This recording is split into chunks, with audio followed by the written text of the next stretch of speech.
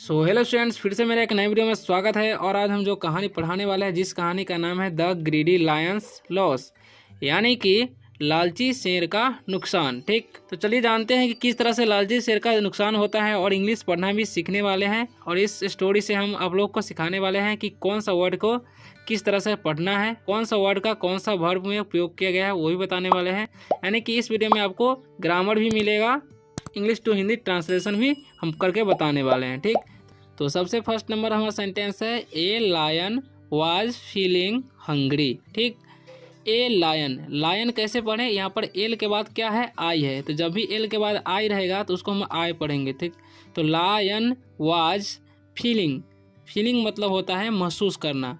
यहाँ पर फील का ये चौथा रूप लगा हुआ है, यानी कि वर्ब का चौथा रूप है। तो यहाँ पर फीलिंग हो गया है, यानी कि जब भी आईएनजी लगा रहता है तो उसको पढ़ते हैं रहा है, रही है। ठीक, यानी कि अब इसका हिंदी कर लेते हैं। और हंग्री मतलब क्या होता है, भूखा। ठीक, a lion was feeling hungry, यानी कि एक शेर को भूख लग रही थी। ठीक, वॉकिंग अराउंड द फॉरेस्ट। ठीक, यहाँ पर WALK है, ING लगा हुआ है। ठीक, यानी कि यह भी वर्ब का चौथा रूप लगा हुआ है। ठीक, इसमें अराउंड मतलब होता है चारों तरफ। ठीक, तो WALK, यहाँ पर एल साइलेंट होता है, इसलिए हम इसको पढ़ते हैं वॉकिंग।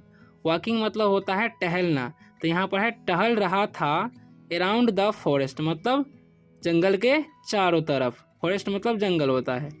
ही सौ मतलब उसने देखा, यहाँ पर सी का दूसरा रूप लगा हुआ है, वर्ब का दूसरा रूप सौ हो गया है।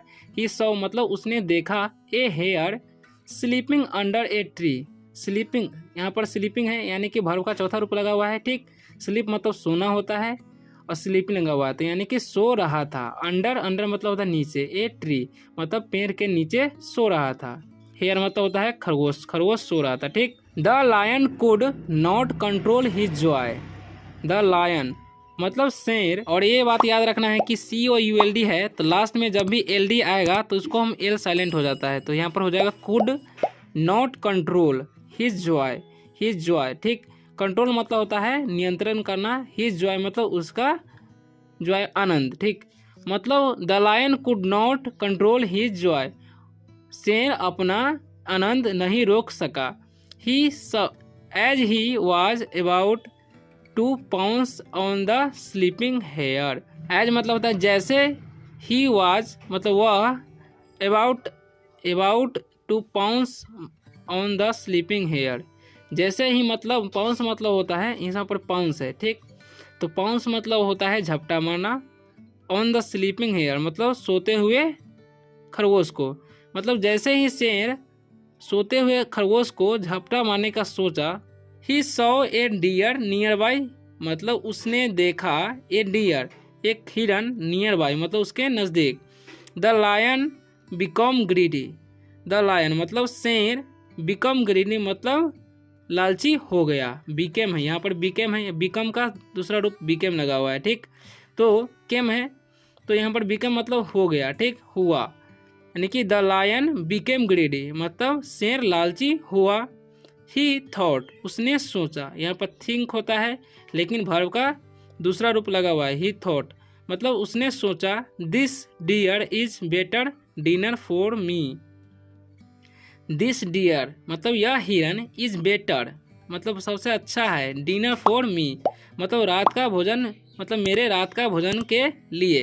देन द हेयर मतलब जो है मेरे रात के भोजन के लिए इस खरगोश से अच्छा है।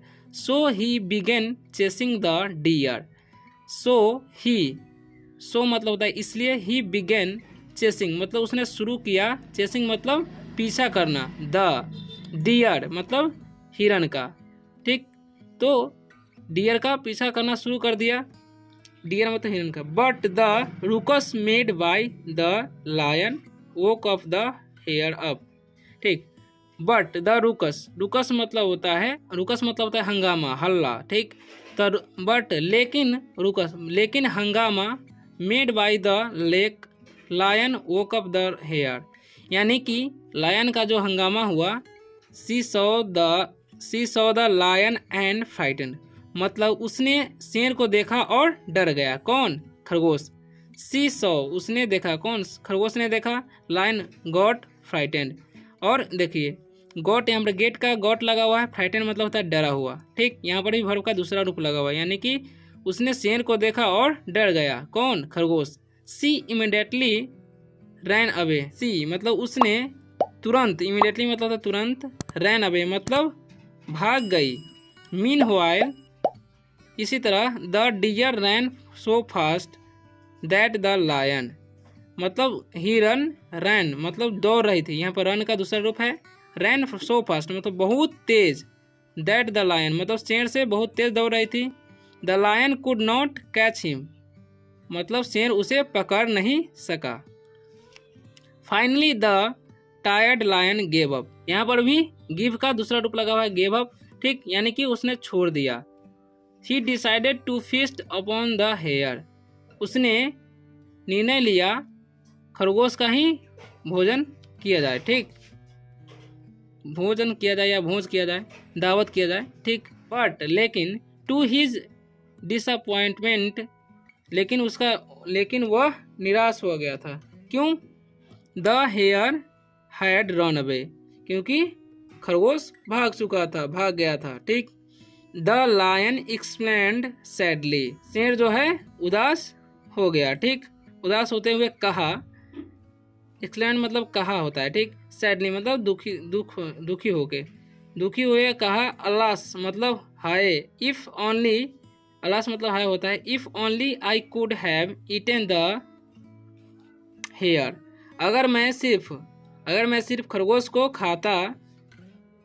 But my greed got the better off for me, लेकिन मेरा लालच got the better for me मेरे लिए अच्छा कर दिया।